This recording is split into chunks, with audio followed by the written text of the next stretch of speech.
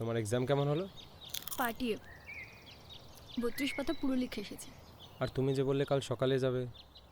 হ্যাঁ মানে কালই যাওয়ার কথা ছিল, কিন্তু ফ্লাইটটা রিশিডিউল করে আজ রাতে করা হয়েছে। আসলে আমার ডকুমেন্টস খুঁজে পাচ্ছিল না, আর তুমি তো জানো মানে শিলিগুড়িতে স্ট্রাইক আছে, তো এদিক ওদিক করতে গেলে একটু প্রবলেম হতে পারে। তাই জন্যে আসলে হাতে তো সময় খুব কম। পরশু তো আবার দিল্লির ফ্লাইট। মানে অফিশিয়ালি আমরা আর কয়েক মিনিটের জন্য বয়ফ্রেন্ড আর গার্লফ্রেন্ড, তাই তো? অফিশিয়ালি অফিশিয়াল আনঅফিশিয়ালটা কি? মানে তোমার আমার রিলেশনটা একটা সরকারি কাগজ মাত্র। সেটা না হলে বলতে পারতে তুমি আমার জন্য ওয়েট করবে।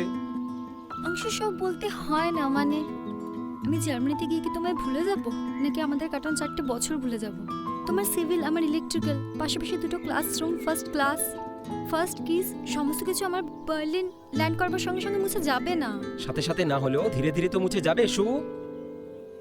তুমি একটা অন্য দেশে যাচ্ছ, সরি মহাদেশে যাচ্ছ, আর আমি বকুলতলা সেই 2তলা প্লাস্টার করা বাড়িতে। তুমি হামবোল্টে লেকচার অ্যাটেন্ড করবে, আমি এখানে পড়ে থেকে একের পর এক ইন্টারভিউতে ইন্টারভিউ দিতে থাকবো। 4.5 ঘন্টার টাইম ডিফারেন্স শু।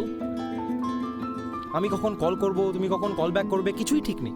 আর এই যে বললে না, first night out, first case, first bunk, first fight, এগুলো কেউ ভোলে না শু, শুধু মনে রাখার কারণটা মুছে যায়।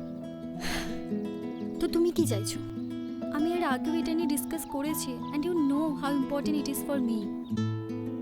3টে তো বছর, তারপর তুমি ফিরে আসবো। কেউ ফেরে না শু, কেউ কখনো ফেরে না। আর রইলো বাকি ভালোবাসার কথা, দেখা যাবে সেটা আমি স্ট্রাগল করতে করতে শুধু মদের বোতলের সঙ্গে ধরে রেখেছি, আর তুমি স্টাডি টেবিলে পড়ে থাকা ডায়েরিতে ধরে রেখেছো। তার চেয়ে বেশি কিছুই হবে না। তো তুমি কি চাও আমি সব কিছু ছেড়ে ছেড়ে দিই, এখানে একটা 25-30 হাজারের মাইনের জব নিয়ে থেকে যাই? আমি তো সেগুলো করে নেব, কিন্তু তুমি পারবে তো একটা স্বপ্ন ভাঙা প্রেমকে বই নিয়ে যেতে?